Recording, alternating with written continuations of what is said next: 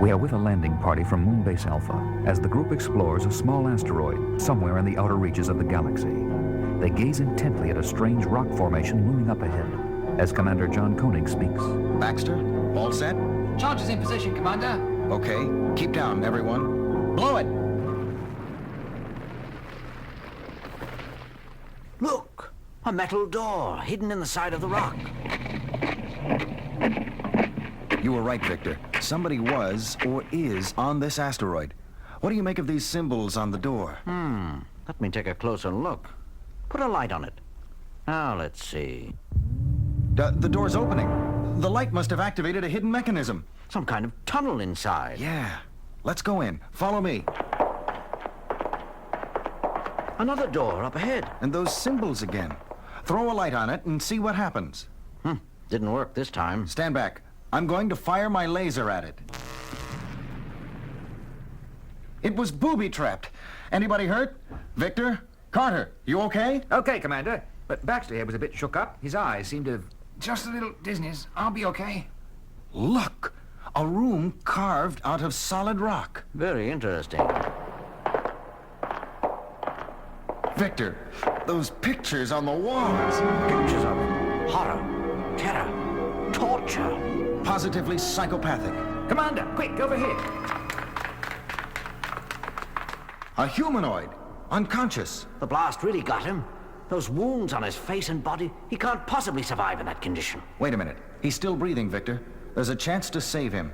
Let's bandage him up and get him back to Alpha. Fast. A few hours later in the medical center, Dr. Helena Russell is removing the blood-soaked bandages from the alien's face.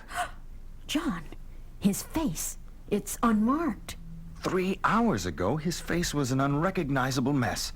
If I believed in miracles, I'd say this was one for sure. I'm going to do some computer analyses of these blood stains and skin fragments on the bandages.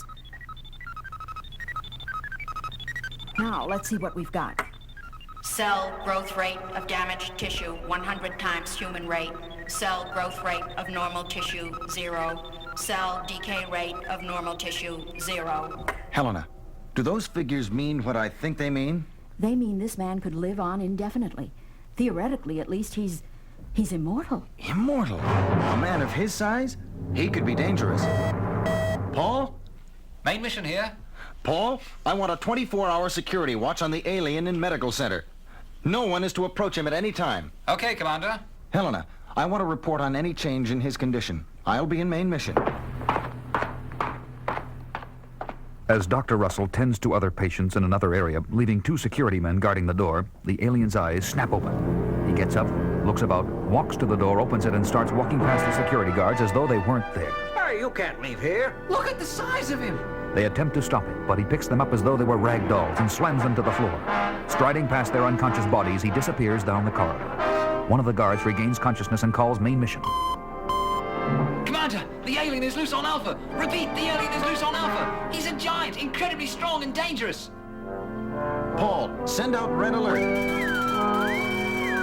Kano, computer scan. We must locate him. Got him, Commander. Assembly Area D. Security, all guards to Assembly Area D. Carter, follow me.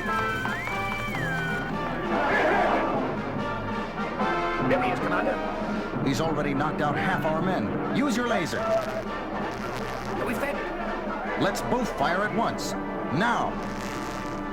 Bounces right off him. Wait. Please, I must talk to you. Hold your fire and stand back, everyone. Okay, let's talk. I am John Koenig, commander of Moonbase Alpha. Who are you? My name is Baylor, citizen of the planet Progron. Why did you attack my men? It was your guards who attacked me. I was only defending myself. Yes, perhaps you're right. And I apologize for our actions. Tell us about yourself. How did you recover from your wounds so fast? And why didn't our lasers affect you? I am a scientist. I discovered how to eliminate the aging process from living tissue. My body is therefore indestructible, immortal. Immortal? Exactly. And I gave the gift of immortality to the people of Progron. Disease, envy, greed, strife, all were eliminated. But we found you imprisoned on an asteroid. What happened? Without anything to strive for, our people became apathetic, corrupt. Our civilization began to decay, and I was held responsible. You? Why? To eliminate death is to eliminate life. Because I took away that which gives life meaning, they imprisoned me and left me to suffer eternal solitude for my crime. That was 1,000 years ago. 1,000 years? And you are... Yes, I am over 1,000 years old, most of them spent in that living tomb on the asteroid. Now, I belong nowhere and to no one, but thanks to you, I have a second chance. All I ask is sanctuary. You're welcome to stay with us. Paul, show Belor to the guest quarters. Thank you. Later, in Commander Koenig's office. What do you think, Victor? I'm inclined to believe him. I believe him too. Well, I gave Connor orders to have Computer keep a check on his movements, just in case. Just in case. Yeah, the thing that bothers me is those pictures of horror and terror and torture. They have nothing to do with what he told us. He was on that asteroid a long time. Maybe he did them himself. Or maybe they were put there to remind him of something he hasn't told us about. Commander, computer reports that Baylor has just entered Mike Baxter's quarters. Thanks, Connor. Mike Baxter. The only one injured on the asteroid, grounded because of eye damage. What does Baylor want with him? I'm going down there myself. Mike, where's Baylor? We got a report that he was here, but he's not. What did he... But before he can finish his sentence, Koenig is viciously attacked and knocked unconscious by Baxter, raving mad, eyes staring wildly, gone completely berserk. Standing above the blood-soaked Koenig, he is about to strike a final death blow when he suddenly screams, clutches his head, collapses, and dies. A look of indescribable pain on his face. Later, in main mission. Baxter nearly killed me. There's blood all over my clothes. But look at me. Not a mark on you. And the expression on Baxter's face, where have we seen that before? The pictures on the asteroid. Helena, has Computer completed the autopsy report? Yes, here it is. Subject Michael Baxter. Life functions terminated. Cause of death, rapidly mutating brain cells, stimulating brain growth beyond human capacity. Rapid cell growth causing Baxter's death. Rapid cell rejuvenation causing my wounds to heal. The look of terror on Baxter's face. It all points to one man. Quite right, Commander.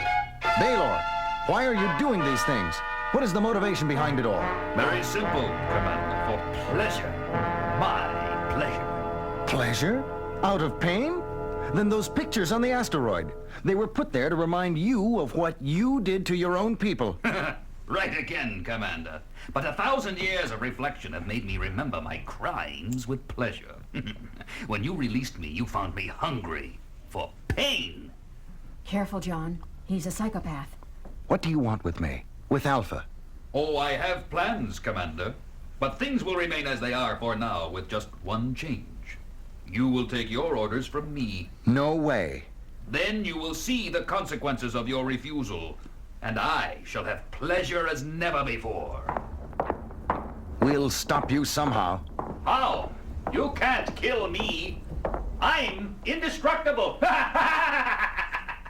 Within minutes, reports of death and destruction pour into main mission. Section C, communications hardware wrecked.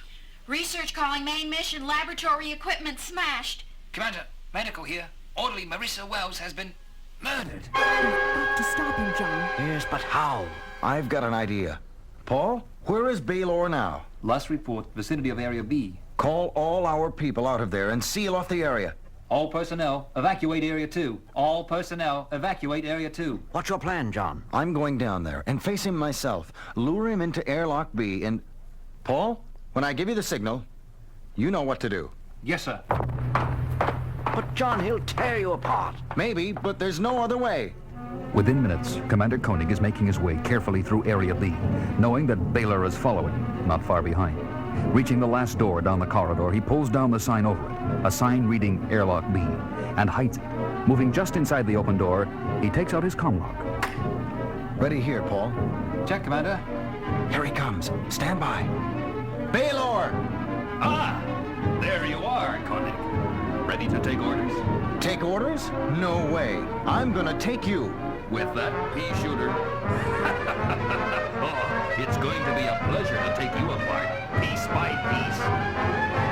and Baylor lunges at Koenig, now standing inside the airlock. But Koenig jumps aside, and Baylor stumbles past him, losing his balance momentarily. In that moment, Koenig races through the door and closes it behind him, leaving Baylor locked inside the airlock. Now, Paul. Morrow presses a button. The outside door of the airlock opens, and there is a great rush of air as Baylor is drawn out into the vacuum of space, and the end of his immortality. A little while later in main mission, Professor Bergman is standing in front of the computer as Koenig approaches. John, remember the program symbols on the door to Baylor's prison on the asteroid? Yes, Victor. What about them? I asked computer to analyze the photographs we took of them. Kano, let's hear the results. Danger.